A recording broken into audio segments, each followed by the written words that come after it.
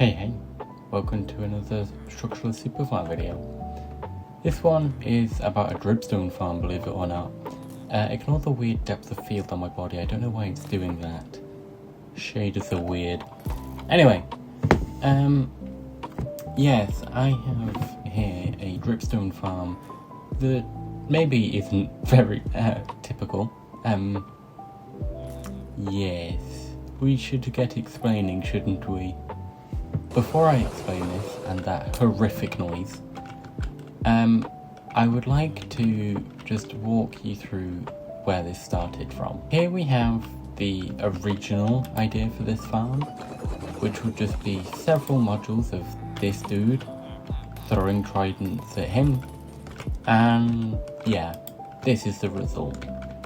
It's kinda awful, and I had the idea that instead of having several modules, why not just spin the villager in a circle? It's so dumb, but what else are you going to do with the villager? Except, torment them their whole life. So that is what this is. It was a very rushed, quick proof of concept that the idea might work. Obviously, this was all done with build edit, but oh well. The villager isn't in the farm, but yeah, this was the first idea. This quickly evolved into this, which only has the gaps here because the villager moves too quickly over this little area. So this would only sometimes be hit, and there's no point building it if it's going to sometimes be hit. The drowned isn't in this farm, that's odd. Oh well. But yeah, he has a wonderful life, don't worry.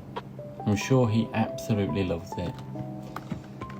But enough about that. Let's go on to the two farms that are actually functional here. This one isn't for a few reasons.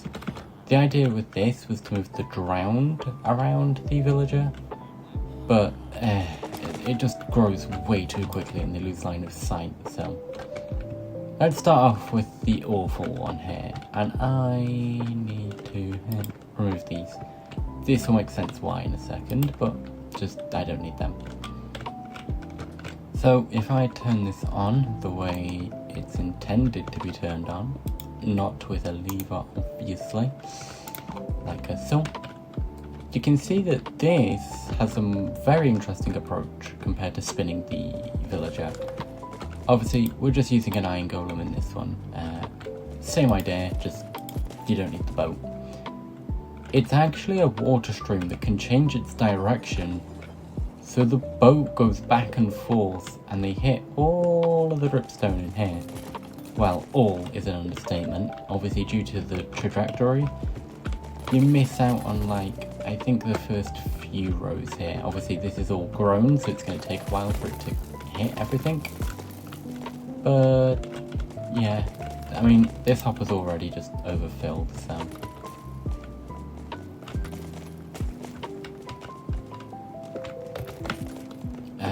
But yeah, that was the idea for this one. I'm not going to explain it much because it's awful.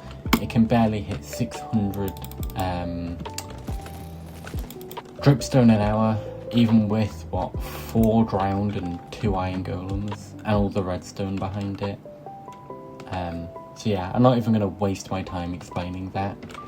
Here's the actual farm. Now, for the sake of your ears, I'm going to reduce the tick rate. An interesting fact is the trajectory of the tridents is very dependent on the difficulty. In easy and normal mode, the villager will be hit by the tridents due to the random scatter applied to them. So yeah, this farm only works in hard mode. I might make easy and normal mode ones, but is it really that hard to just, change the difficulty when you run the farm? You're AFK anyway, probably. If you're not, then I guess that's fair. But run in hard mode, don't be a baby. Anyway, this does only work in hard mode. And I have a graph on the screen and an explanation I made on Discord about this random scatter. That graph obviously is based on the code, but the where the villager is placed isn't very realistic, because it's based on the feet position, and that's at a very, very specific position. It's not at all where this villager is. It'd be like having the villager, let me look at the graph myself. It'd be like having the villager, I think, somewhere around here, but very specifically. But that's not the point. The trajectory of the tridents is mathematically correct. So if you could, in theory, get the villager there, that is the sort of range you'd get. But as you can see, with the cyan, it is... Easy has such a big range compared to hard, which is the magenta-y looking colour. I think that's magenta. And then normal is yellow. Blue is just the actual perfect trajectory of the arrow of the tridents.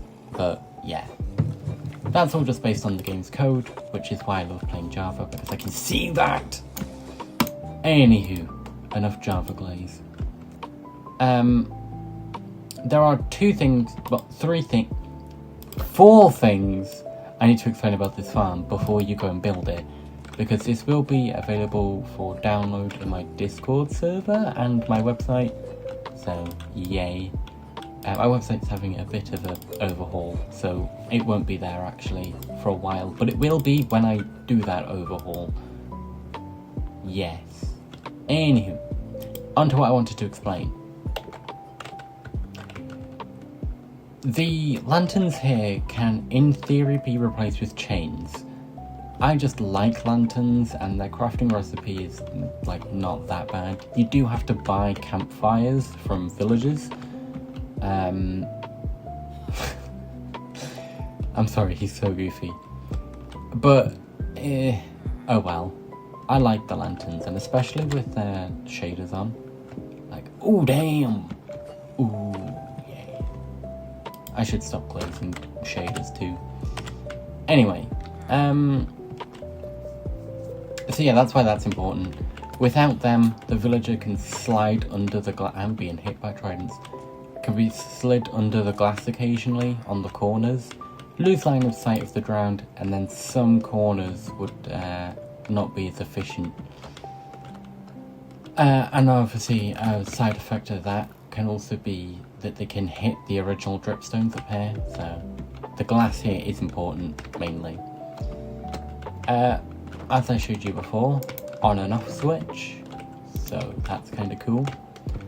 And also, when you're doing the water, I highly recommend checking where the water sources actually are, because there's not one here, for example, because obviously that would make a water source, then it just into the distance over there.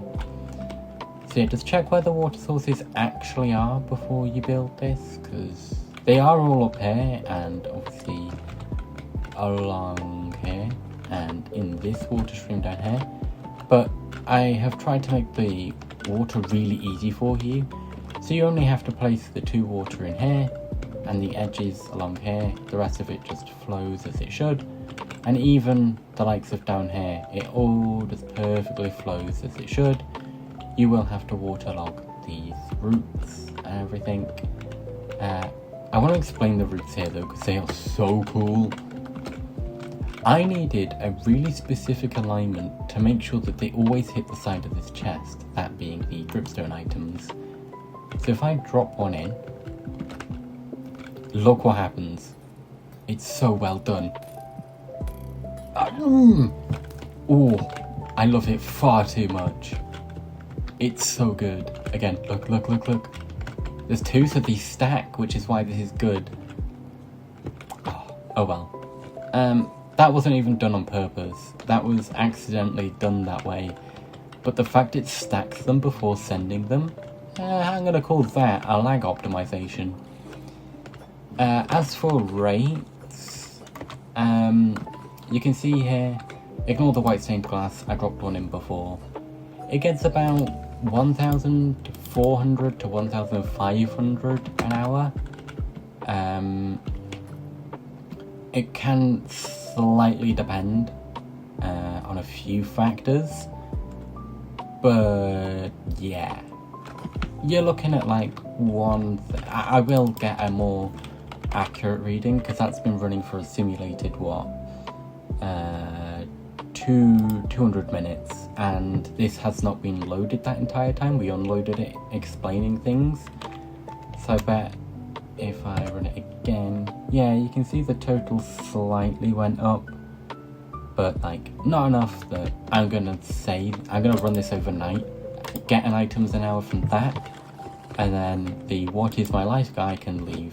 Actually, it has been loaded because he's been here. Ignore me. Maybe this is just faster than I remember. That being said, the last thing I want to explain is the Red Wall of Doom. This is technically optional. It just stops the tridents, so if you're building this out in the open with nothing around whatsoever, ooh, that's kind of... wait. That's kind of cool. Yeah, if you're putting this out in the open, you can just not have the wall and just let the tridents hit the floor. But I put it here because, yes, I did. So, it's also made of red glass, just so that if you are using the schematic, you can just decide not to place the red glass by not having it in your inventory. So, yes. Anywho, that is about all I have for you today. I will see you next time.